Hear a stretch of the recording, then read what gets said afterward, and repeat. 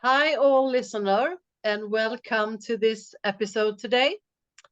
I have invited Alex Dumas from USA, North Carolina. Welcome, Alex. Hey, thank you, Cecilia. Glad to be here. Thank you for inviting me onto the show. Thank you for saying yes to do this with me. We have been talking before, and I asked you if you wanted to do this, and you said yes. So I'm happy for that. Thank you.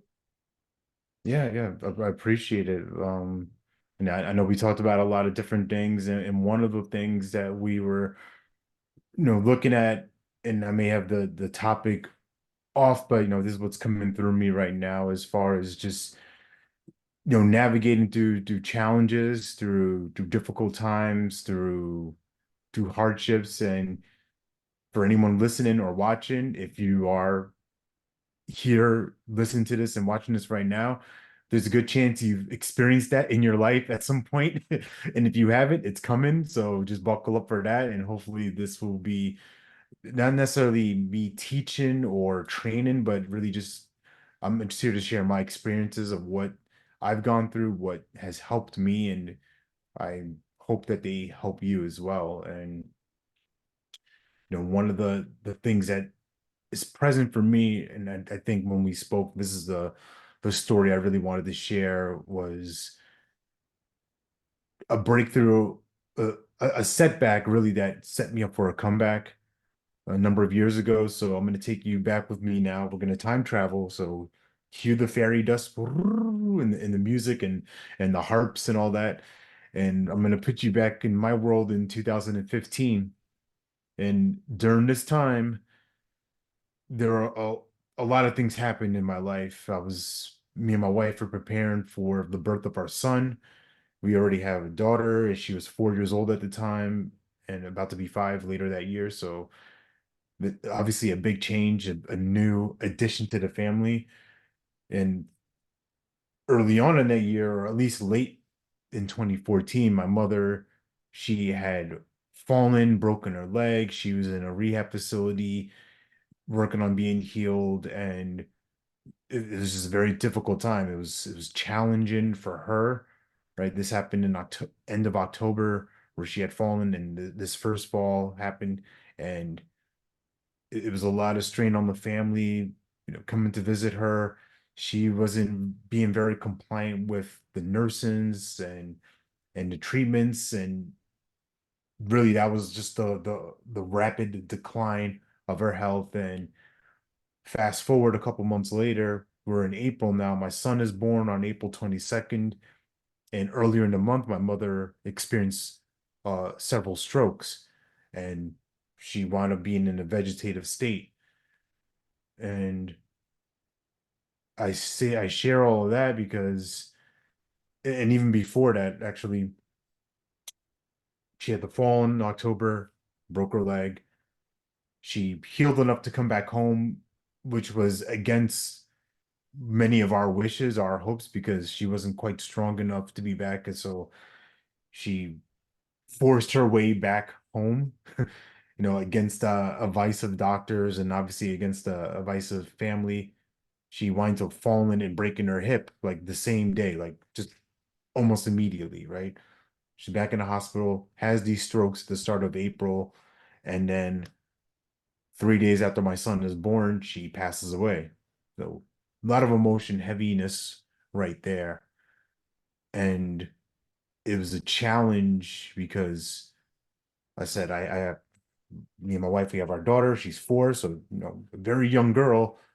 We have this newborn, and I'm dealing with grief, with this loss, this immense loss of my family, and there's really no space to grieve because life goes on. The show must go on.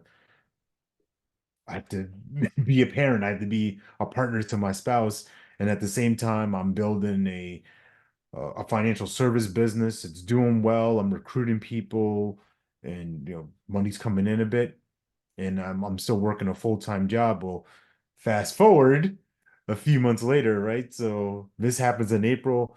By July, I'm fired from this job. me and my wife were scheduled to go to this national conference for the company that we were a part of. And I make the decision, hey, I'm going to go full time. I'm going to go all in, right? I make a really powerful decision. But underneath that is a lot of doubt, a lot of fear, a lot of this grief, a lot of this weight and the pressure of my wife is home. She's staying home with her son, and I'm supposed to take over the world in the sense, right? Of build this practice to even more money and get a lot and do all these things. Well, that didn't quite happen. And I was doing all right, but the production started falling off because I'm emotionally wrecked because of all these things that have been going on in my world. And now we're moving into 2016 where we're struggling, we're having a lot of challenges, and I make the decision that I'm going to go back into the workforce. And I was really reluctant at first because I felt that it was me surrendering. I felt like I'm supposed to be a man. I'll, pride. I'm not supposed to do this. Like I'm an entrepreneur. But I didn't have the skills, I had the desire, but the skills, the knowledge, the just the way of being wasn't aligned with what I was trying to do. But I share all that because that set me up for the work I do now. Because I took a job, it was a sales job, and the that job changed my life because it introduced me to the world of coaching, to professional speaking, to digital marketing, because that was the target client base that they were after. So I got to go to conferences, I got to go sponsor tables and see six-figure, seven-figure people at work and interact with them, have these conversations. And the light bulb turned on for me that this is what I want to do with my life. I want to learn how to do that, how to move people through the stage, how to move people through words and just be with people and connect in a deep way. And it's a and that story in itself is a long one of how that happened for me or why that path was laid out for me because I grew up not that way. I grew up not really connected deeply to people. I was always funny, I was always popular, but it was a mask. It was for me to keep people at a distance so they wouldn't really get to know the real me. And with coaching, it's a very intimate thing. It's a thing where the gloves are off, right? The mask is off. Being with somebody, me being coach, me coaching people reveals so much about myself and how I think and how I see the world and what I'm and how I'm relating to obstacles, how I'm relating to challenges, and how I can thrive through them too, how I can build up a real solid case or evidence for me being powerful. But that wasn't always the case. So I share all of that because that journey it continues, right? I continue to do the work on myself, continue to invest in myself, continue to immerse myself in this world. And I'm so grateful that I found it. Obviously, I wouldn't want family members to pass. I wouldn't want these obstacles, but they were all necessary to create who you see in front of you today. Wow, Alex, it's very helpful when you share a story like this, because what you tell us is that you need to be authentic with people, and when people feel that you are authentic, they can also open up and face things that are difficult or challenging. So it makes a difference, and I think that most people know when someone talks from that place in ourselves. And I know that you nowadays work together with your wife. Did you have this company together with her then, or you have started this together lately? Yeah, Your great coaching. question. So our current company is Abundance Daily Coaching, and that's been in effect since 2018. And initially we were working together in the sense of working with couples, working with entrepreneurs who were in relationships, and through that it really started to morph into her working with her own private clients, me working with my own private clients, and my speaking and the other things that she does. And so we're under the same umbrella, the same banner as far as the company goes, but her practice is different from mine. I'm different from her. And with that said, as we're recording this, in a few months in May, we're gonna collaborate together to host an in-person retreat in North Carolina. So it's not a marriage retreat, it's not a couples retreat. It's a retreat for business leaders, for heart-centered entrepreneurs. We're calling it the Inner Spark Leadership Retreat. And it's 3 days of, well, 4 days technically, May 2nd to the 5th, of just creating space for you to think, creating a community of other people who are powerful to draw from, to be connected with. And what I notice is, like, in that space where we get to relax, where we get to think, our next big idea comes, right? The problems that we were experiencing, they get solved because we can approach it from a relaxed energy versus a what's happening next, and kind of in a frenzy and and being scared, or coming from scarcity energy. We really want to call in the abundance that's available to all of us. And during these 4 days, me and her just guiding, facilitating, and allowing those attendees to bring their brilliance to the forefront.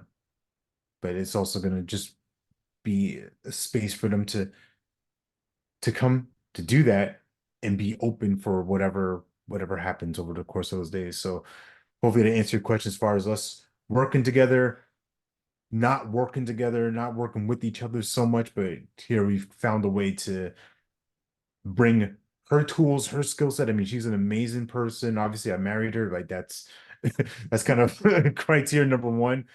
But all jokes aside, she's an amazing coach, a wonderful mother, brilliant mind. She's got a wealth of experience. She's worked with so many companies. She's built up companies time and time again from scratch to making millions, some in the billions.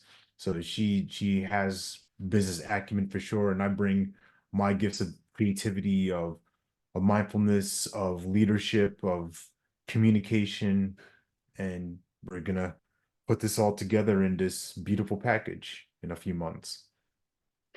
May I ask you, Alex, when you have been in those retreat together and done this work together and go deep with some things with yourself, are your relationships more different now, more loving?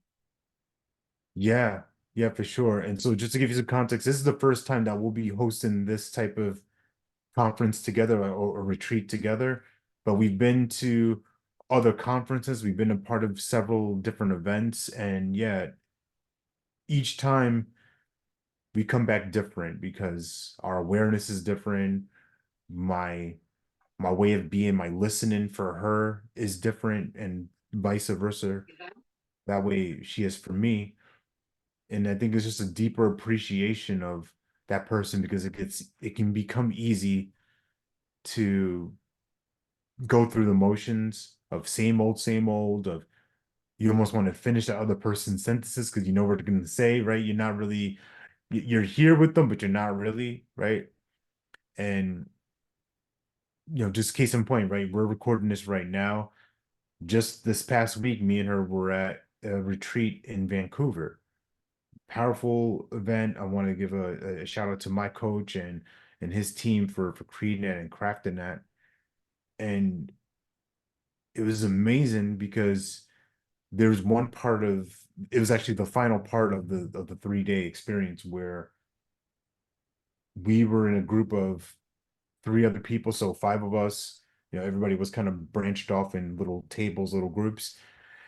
And the purpose of that was to acknowledge each other.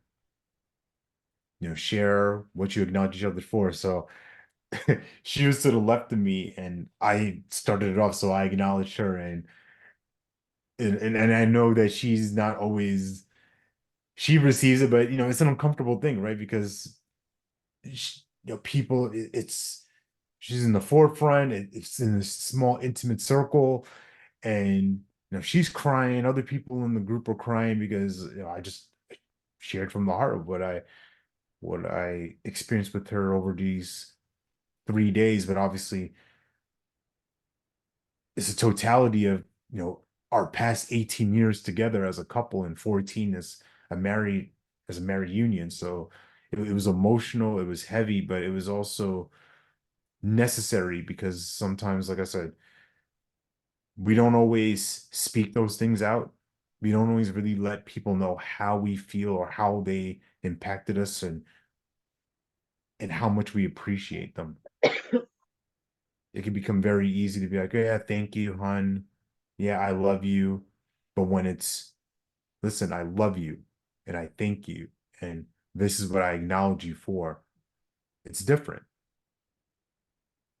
Yeah, I think we take each other for, is it granted? Call it Yeah, granted, granted. Yeah. yeah. And forget to say those words. Yeah. And even beyond saying them, right? The words matter. Words do create, but it's also the embodiment of it, of really feeling it. It can be, maybe in your experience, it can be like, yeah, yeah, love you. Yeah, I love you. Yeah, yeah, yeah, right. Is you kind of like dismiss it. It's like almost like a check mark, like, yeah, I said I love you. Didn't you hear it? But when you can like really be in front of somebody and just slow them down for a second, it's like, hey, listen, I love you, Mm. right? It moves through the spirit. It moves through. Yeah. Yeah, beautiful. Yeah.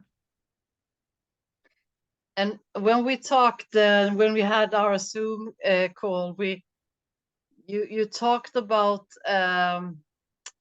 when you were together with your children and met young people in the church, and then I found the topic to this conversation today, and it's remind us how powerful we are, and Yes. I really want you to share that again to the audience. Yeah, thank you. And thank you for reminding me about reminding the audience how powerful we are. Right. Yeah, this is really top of mind for me with the young men that I work with. So I do ministry in my church. It's for our middle schoolers and high schools, right? So you're looking anywhere from sixth grade to 12th grade out here in the US. And they're at a interesting, vulnerable time in their lives because their world is way different from the world I grew up in, that you grew up in, where they have these things now, right? These telephones, devices, these things that are constantly vying for their attention. And with that attention also comes dissension of themselves because they're attaching their everyday, their normal, their ordinary, their same old to somebody's highlight, to somebody's spectacular. Oh my goodness, look at this picture, look at this filter. They look so great. And what I shared with them a couple weeks ago was just a reminder of how powerful they are, of how amazing they are as they are. Now, if they want to become more, if they want to advance in life, they want to continue to grow and develop, that's perfect, that's fine. I share with them something that's really a core value, a core principle of my coaching with people. And the way I like to start off is with this coming to this agreement, this understanding that there is nothing wrong with you. Sometimes people can get that really quickly, like, oh yeah, you're right. I see that. And there's others that resist that. And that's really when the work begins of looking at those stories that make them wrong, of looking at the ways that they judge themselves, judge others. What do you mean there's nothing wrong with me? Don't you understand what I've done? Don't you understand my history? Don't, right? We're attaching ourselves to what I call these parasites in our life that are feeding. You're the host body, and all these limiting beliefs, all these doubts, all these fears, all these things are just crawling around your skin. They're inside your body, eating you from the inside out. And with these young men, I'm just using this example now where, I was sharing with them about my story about, just growing, not feeling like I belonged, just not feeling like there was a place for me. Like, what am I doing here?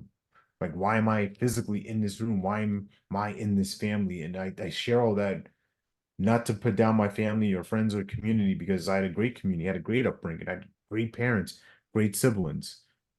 But me, myself, inside, my thoughts were, I don't belong here.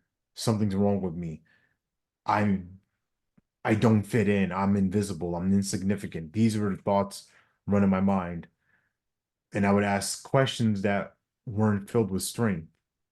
Questions, not bad questions, but questions that didn't give me opportunity. Those questions would sound like, why is this happening? Why am I like this? Why did I do that? I always do that. I always screw up. Why am I such a screw up? Why can't I get it right? Why can't she like me? Why can't I be tough like him? Why can't I be straight? Just all these things. And what I invited these young men to look at is create an empowering questions. What would I like to create? Who is available to help me? What's possible if dot dot dot, whatever they have going on in the world? What if I could do this? These things now that open doors versus shut doors. And I share that because we all need that reminder, right? And as a man of faith, right, in the Bible, we see countless stories of people praising God and really being in spirit, and then they start going the other way. They start worshiping false idols. They start making mistakes again. And you're like, didn't you see the miracle that happened? Like, how did you forget that? But they forget. We're human. That's our nature. We don't always give ourselves the grace and the space to remember how powerful we are. We get distracted, and then that's where the separation comes, when everything is love, everything is abundance, everything is peace, bliss. That's what was intended. But we don't trust that. We don't know if we deserve that. We don't know if we believe that. We don't know where, if it's available for us. And all of a sudden now we're apart. So the reminder is just to remember who you are, tap into your greatness, to your brilliance, and then help somebody else remember that too. And to do that, we must embrace all the dark, Mm. to feel the light, that it's the wholeness of everything that must bring the being in life together. And most people don't believe that the dark is also giving something, telling something, and that's the way of life, that we must have it all. Because the dark things also tells us something, even if we don't like it. So when we get those emotions, if it triggers us, or just make us look at things that we need to look more at, to like Challenger, when you want to do something that you really are that you really want to talk to people or whatever you like. You must go through this dark feelings and challenging to open up and embrace the light that comes with it. Yeah. And to that point of it, I think of it like this: when I exercise and I'm in the middle of a difficult workout. So let's just say it's the chest press, right? I'm pushing the weight off my chest, pushing, pushing. And at some point, my mind, my body, they're gonna talk to each other. They're gonna say, hey, that's enough. I don't think we can push anymore. This is a little heavy. It's too much. You're struggling. And it's in those moments that we start to not remember that eventually it'll be over. Eventually this will pass. This storm will pass. This darkness will pass. I'm not going to be on this weight bench forever. This weight is never going to be this heavy forever. What if I can just do one more? Just one more repetition. Just one more. Oh. And all of a sudden, maybe not immediately, but you start to build up an identity of, I'm a person that can handle difficult things. When tough times come, I know within myself I have exactly what it takes to overcome any adversity. Because if you're watching this, if you're listening to this, wherever you are in your life, at this point, you have handled every single thing that's happened in your life. And you may not think, like, oh, well, it's just, right? It's easy to dismiss. Well, it's just, that wasn't really, nobody asked you what it was. What we asked you is, have you overcome everything that you've been faced with at this point? Yes. Yes, I have. And the darkness is a part of that. The darkness is almost as valuable as the light because you can't have one without the other. I can't live forever. At some point, I will die. I'm aware of that.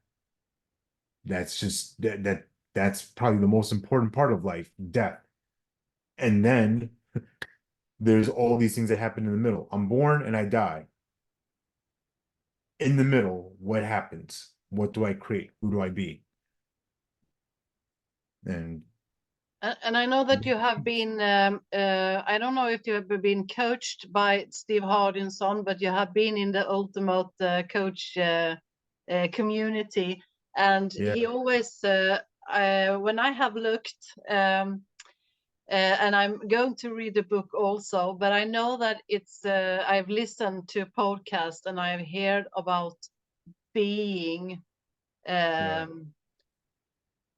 So if we talk about a little about being, when you have been in this retreats or talking to people in the ultimate coach community, what do they embrace about being? Good question. I think for at least my interpretation and what I see from others is just being at peace with what is. And you know, being able to what I call not fight against reality. And this kind of ties back into some of those weaker questions I was asking myself as I was growing up of like, why is it like this and why can't it be that way? Well, reality is what it is. You know what I mean? Right now it's a beautiful sunny day in North Carolina. Yesterday it was rainy. And this is actually relevant right here. I was driving, going somewhere. I was like, man, I wish it wasn't raining. Right? I had that thought. Like, man, this would be a much nicer ride if it wasn't raining. Like I really, I didn't enjoy the rain at this moment, but there's nothing I can do about that. The rain is here. It's raining on my car. The roads are slick. I have to be careful. I have to be mindful of what I'm doing. It's just what it is. And I could go about my day like, you know what? I couldn't hug my wife and my kids today because it's raining. The rain really affects my mood. And I couldn't reach out to clients because the rain, Cecilia, the rain made me do this. And I know it sounds silly, but these are things that we as people say and do all the time. Ah, that person cut me off. Now I'm in a bad mood for the whole day, 24 hours. This one thing made my whole day ruined. What I experienced from the folks in Ultimate Coach Group is people are really getting up, who are working on themselves, working on this opportunity for of being more loving, being more kind, of being less judgmental, being someone who doesn't gossip, being a person that is a is a man or a woman of their commitment, right? If I speak it, that is what you can count on me for. You and I had a conversation a few weeks ago. We agreed on this time, from this time to this time to be here, and we both have honored that.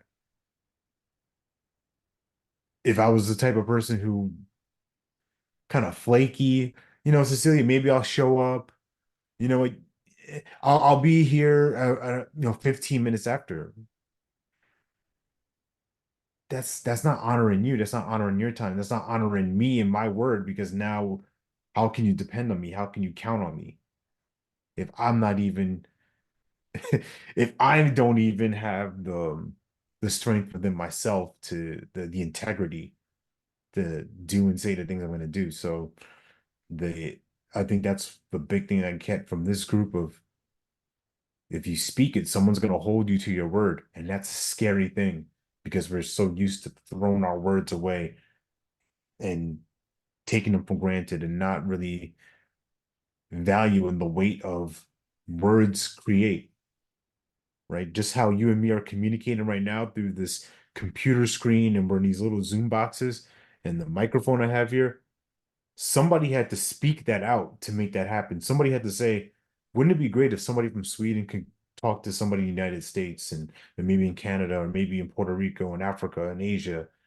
What if we created a computer, an app that would link us and connect us? Oh, what if we had a mic, right? All of these things had to happen through somebody having the idea, speaking it, and then being the person to drive that forward and make it happen. Thank you so much. That's why you were invited to do this with me. And probably it was meant to be if we trust the universe that all that happens is meant to be. We feel with one each other if it's something for me that I want to do or not, don't we? You feel if you no, I don't want to go that way. I take this. Yeah, and that's been a big part of who I continue to create myself as this version of Alex and the next version of being the person that does the things that he wants to do. I have this phrase, you can call it a catchphrase or something like that, but I like to think of it as if it isn't fun, it doesn't get done. Mm. So if it's not fun for me, if it doesn't light me up, it doesn't excite me, it doesn't challenge me, if it doesn't inspire me, then I don't want to do it. I don't want to be a part of it. And it's not to knock whatever that is or conversation or event or whatever, but I just know for myself that I grew up in spaces where I wanted to do things and away with be away with people that wasn't who I wanted to be. Right. As a kid, I was, you call like the class clown. And it's hard to differentiate when people are laughing at you or laughing with you. but my focus is getting attention. The more laughs I get, the more attention I get, the more the crazier I act, the more outrageous, the more people like me. And I need that like. I need that like I need oxygen. I need that like uh a drug addict needs heroin. I need that like. I need you to approve of me. And what we're talking about with being in our word is, can you be that even when it disappoints somebody else? And it's not you intentionally trying to hurt somebody or being malicious or vindictive, but it's a stand. I'm going to be able to do this, and I'm not going to be able to do that. I want to do this. I choose not to do that. And if we can stand by our choices, the world is different.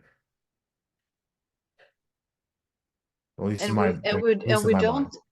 don't know why some souls irritate us. It just is like that. That we sometimes feel that it's the wrong energy is just irritate us, and that's better to. It's like joke.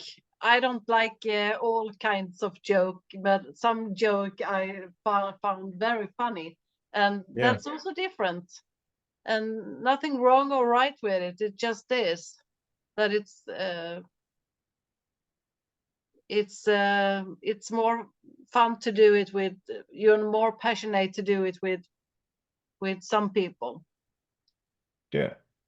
Conversations I'm having with you, there's not the same conversation I'll have with somebody else. And it's not because you're better, they're worse, or vice versa. It's just, it's a different context. Mm. And it's mine to create. I think that's the big part that I've learned over the years is I get to create that. I'm not,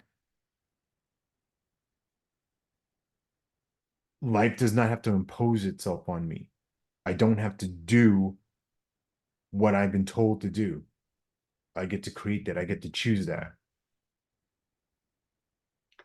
And the listener hears what they hear.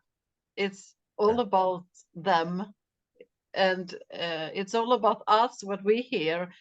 And it's funny because when you talk to someone about the recording afterwards, they ask they can ask question, and I thought I said that in the recording, but they didn't hear because we can't hear all the things that we are talking to, and that's why it's really important to know that it's not about Alex and it's not about Cecilia. It's about you listener. What do you hear? What brings what are you facing when you hear this conversation, and also when you talk about challenging. Yeah.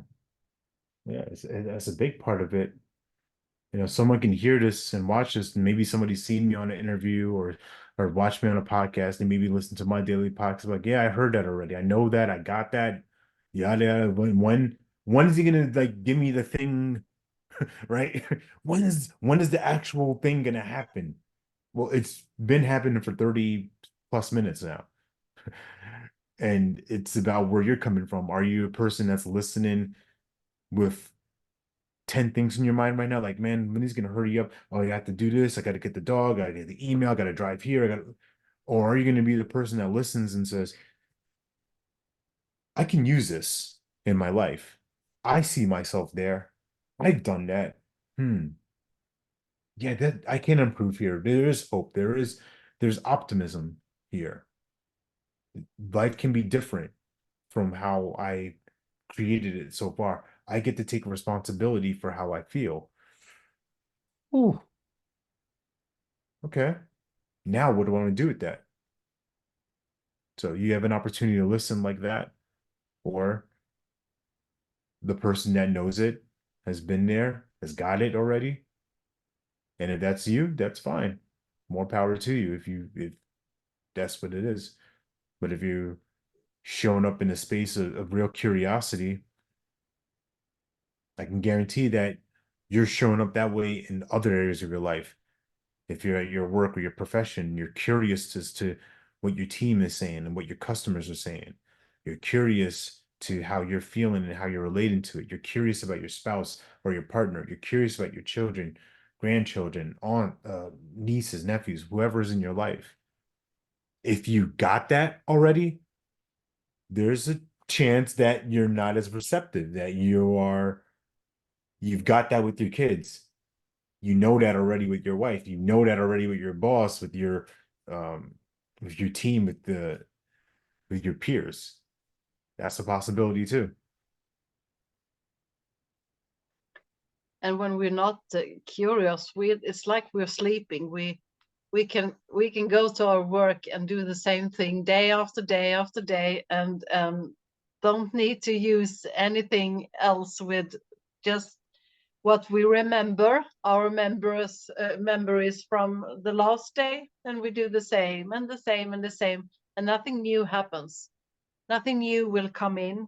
So I can't change something when I'm not looking in it in a new way.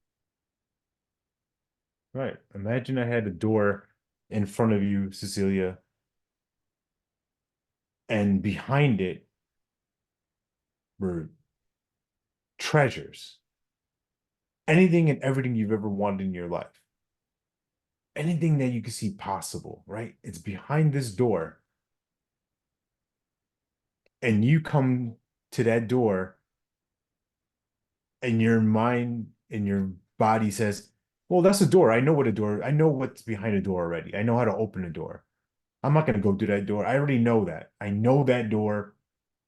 Big deal. It's just a door. Whoop de whoop. It's got a handle. It's got a key. And you just look at it like that. Like you're not going to walk through that door because you're not even curious about what's on the other side because you know what's there already. You're so sure. You're so certain. And you go down the rest of the hallway and you just, every door is the same. Everything is the same old, same old. So something is holding us back, and probably it's the unknown, fear. um, we don't want to feel bad. We Yeah. want to have control, and we can't just be in the being Yeah. and see what's happening. Like today, I was supposed to do other stuff in the daytime. I had a meeting and I had other stuff to do. And Yeah. what happened? I went to a cinema with my grandchild, and we had a lovely moment together, and was eating popcorn and had fun. And I didn't know. It wasn't planned that we were supposed to do that today. And uh, but it was a very nice moment for our grandmother, and also for her Yeah. to do It's that. beautiful. But that's something that if we are not stuck up in a to have all figured out what to do, there's a possibility to do something that just happened. Yeah. And imagine this experience with your granddaughter, right? She comes back to you a year or so later, right? I love, this part of social media that gives you the flashbacks, the memories of what you've done a year ago, 2 years ago, whatever, like the same on this day kind of thing. It's like, oh yeah, I did do that. Oh yeah, we remember when we were in here, right? It's fun to go back to those things, and it's something different, something unique for her. It's like, hey, Nana, whatever she calls you, like, Grandma, remember when we went to the movie and how fun it was? And you talk about the storyline of the movie and the characters, and that's a moment that you both share. It's not it's not through third person. It's not you going up to her and be like, "Well, let me tell you about this movie. I thought this was really fun," and she has no context. She has no idea why this part was funny. right? It's like, okay, that's great. I'm glad that you enjoyed it, but it doesn't it doesn't land for me. You both had this moment together and you tell me like you guys had the whole cinema to yourself. I mean, who has that? Right? That's something that's special, and it can become easy for us in our day to day to overlook that, to make that just something small, to make that insignificant. Like all these things matter.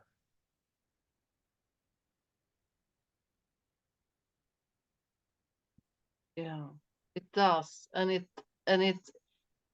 it's a change when you're little, when someone wants to be together with you and be present together with you, um, in that way. I feel like she wants to meet me and do things like that, because we I can be present with her now when we do things like that, and that's love.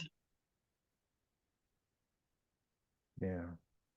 It's like we talked about, off camera earlier about that's all children want, and honestly, that's all we want is love, to be loved for who we are, not to be judged for who we're not.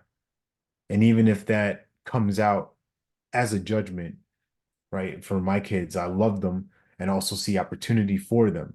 I have a 13-year-old, I have an 8-year-old at the time of this recording. And sometimes it can come out like a criticism. You could do better at this. And it's not that I'm not proud of who they are, but as an achiever, right? I always see the opportunity that let's not be okay with just the bare minimum, right? We can be excellent, we can be amazing, and I don't want to I do my best not to put a seed of this isn't good enough. I have to be perfect, right? That's not what I'm talking about. I'm just talking about aspiring to be really who you are, to be at your peak. And that experience you have with your granddaughter, right? She's at her peak right now of wow, this person here, this grandmother is paying attention to me. She spent this time devoted for me. I am special, right? This is the reminder. I'm important.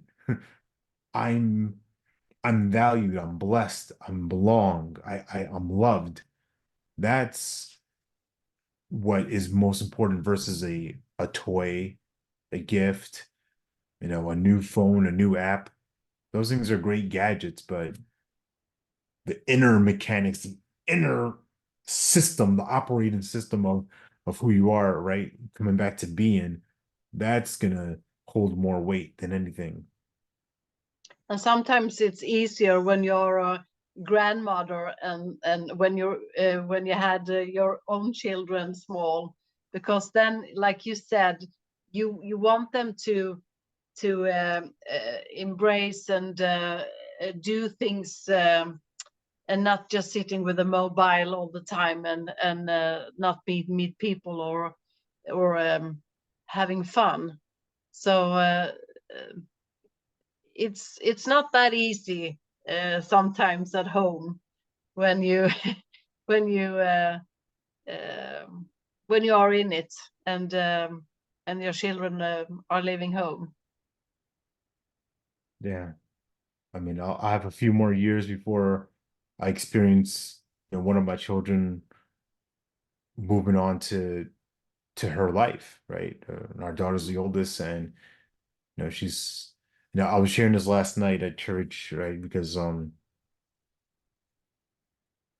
had an opportunity to be part of we're creating these men's groups, right?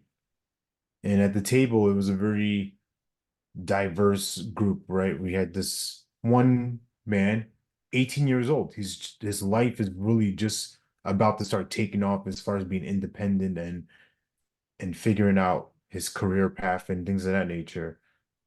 One of the other gentlemen, already a father of four. He's got a child on the way pretty soon, in several months. Another gentleman, he just became a father recently. Baby's 2 month old. Wow.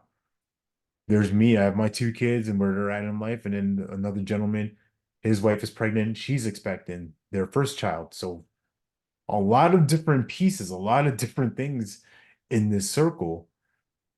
And what I shared with them was, you know, particularly the expectant father, and he's having a girl too. And I shared with them, this is going to be the best time of your life. It's going to be difficult for sure. It's going to be rough, right? Light and dark. This is what I try to convey to him. It's not all rainbows, but I share with him that it was 13, 14 years ago now that I had this little baby, this little thing in my arm, and she's this unbelievable young lady. Like, and I'm not even just saying it just because I'm a father. Like, if I didn't know her and I just happened to notice her, I'm like, wow, she's a really respectful young lady. Like, there's a grace about her, and we get to create that. And there's the times that I've created her as like, wow, she's really selfish. Wow, she's disrespectful. Wow, I've created her as somebody who doesn't listen, who doesn't pay attention, as somebody who doesn't clean up after herself, as somebody who doesn't respect my rules and doesn't and questions my authority. Who is she? How dare she? I've created that too. Now it's the beautiful question of what do I want to create?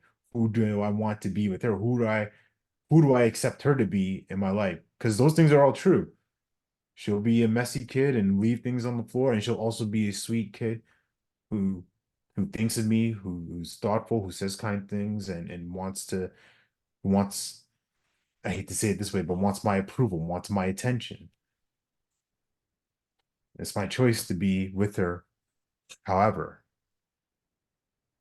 And we parent from what we got inside our own scars, or what we can how grounded we are, and what we have bring with us from our home. So we're doing our best with what we got, and sometimes it can be little, and sometimes it can be more, and yeah. Yeah. It boils down to the time, energy, and attention we're placing, right? With her, with my son, he's 8 years old. How much time, energy, and attention am I bringing to how I interact with them, how I'm being with them? Am I only looking for the deficiencies and faults? Oh, my son spilled milk again. Oh, my son leaves his sneakers around. Oh, he's never doing this. Or, wow, he's such a strong, confident young man. He is so funny. And all these things are true. Both sides are true. Right? This is not toxic positivity, is not me sweeping things under the rug, but it's me looking at what am I paying attention to and what am I speaking to him and to her? Am I speaking life into them? Am I breathing, spreading love? Or am I only criticizing and picking at the things and making them uncomfortable, not want to come to me, not want to speak with me because, oh, if I talk to dad, he's just gonna pick at this. He's just gonna say this about me. I'm never good enough because I could just never. That's not the relationship I'm calling into my life with them, with my wife, with myself. That's not a relationship that I'm energetically open to receiving. I'm open for abundance. I'm open for peace. I'm open for happiness, for humor, for creativity, for connection. And also to see that even if they are struggling, or the moves are going really down, and then really up, it's also temporary. We don't need to to go in it and follow all these ups and downs. We could just try to just be the safe place for them to talk. Yeah. And that's that's very challenging for a lot of parents, to be that in peace with themselves. Yeah. It takes a lot of work. It takes a lot of focus and remembering, just as you said earlier, we're doing the best we can with what we got. And along with that, being open enough with myself, being comfortable enough with myself to ask for help, to draw upon my peers, to draw upon my wife of, hey, I need some help with this. I need some support. Because if we try to do it by ourselves, do it alone, if you subscribe to a way of faith, God, universe, spirit, source, Gus, if you want to condense it as an acronym, if you have a higher power that you believe in, and bring that to the table there. But also recognize there's people, there's resources, there's videos, there's audios, there's things all over, if you're listening for it, that can support you. So when it's messy, it's just a reminder, like as I see it, it's a reminder for me when I find life messy, to just take care of me, to come back to me and do my best to stay calm and support me. Yeah. Yeah. Take care. It's like they say on the planes, right? You put on your oxygen mask first. We have our responsibility is taking care of ourselves. Because if I'm not my best version, if I'm not operating at an optimal place, we all suffer. And my game, my life's work, my philosophy is everybody wins. Doesn't mean everybody's gonna be happy, but everybody wins. I put people in position to win with me versus destroy or be combative So that and brings not us win. back to the topic that we got the power inside. Yeah. That we all always have to remember that even if it feels awful sometimes and we can't get it clear in our head, we have to know that we got that power inside of us. Yeah. And other people also got this power inside. That we that's the light we are, our being. Yeah. Yeah. And to meet people and especially meet ourselves in that knowing that we are, it's, for me, has been a huge difference. Mm. So tell me more. I'm curious about this.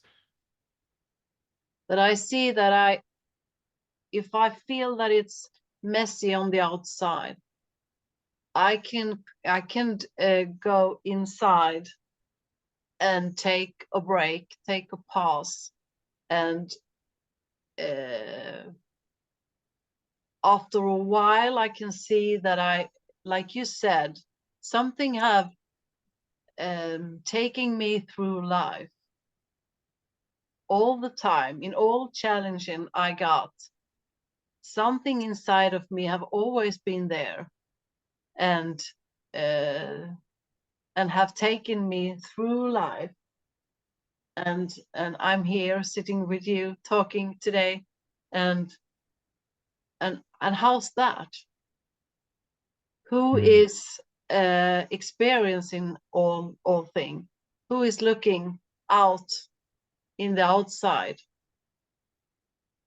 Mm. Mm. So when I have touched that part in me that just are, I can see that I can trust that whatever comes up, and I don't like it when it's bad things, but I can still step by step take myself through it. It doesn't need to be easy, but I believe that I can go through it. I have gone so far in life.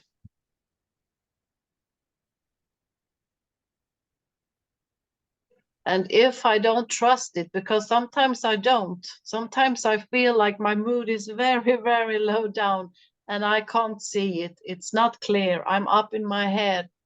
I take a support, someone who puts me back again and reminds me of my being.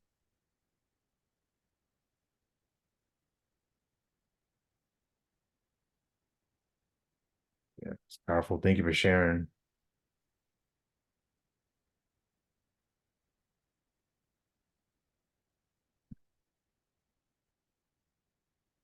Yes, it's a That beautiful thing to have. Sorry, I was gonna say it's that's a the beautiful thing to power. have people with us, people that can see us and that will take a stand for us. And in this space of coaching, of personal development, of transformation work, whatever you want to call it, at the end of the day, it's me believing in you, believing who you can be, and accepting where you are now, and also drawing, pulling you towards that next phase of who you can be.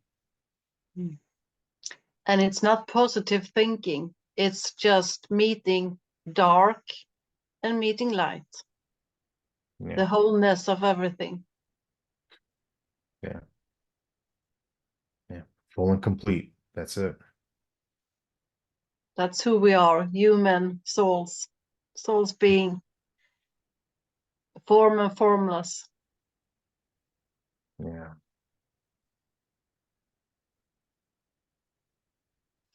Thank you so much, Alex, for this beautiful conversation.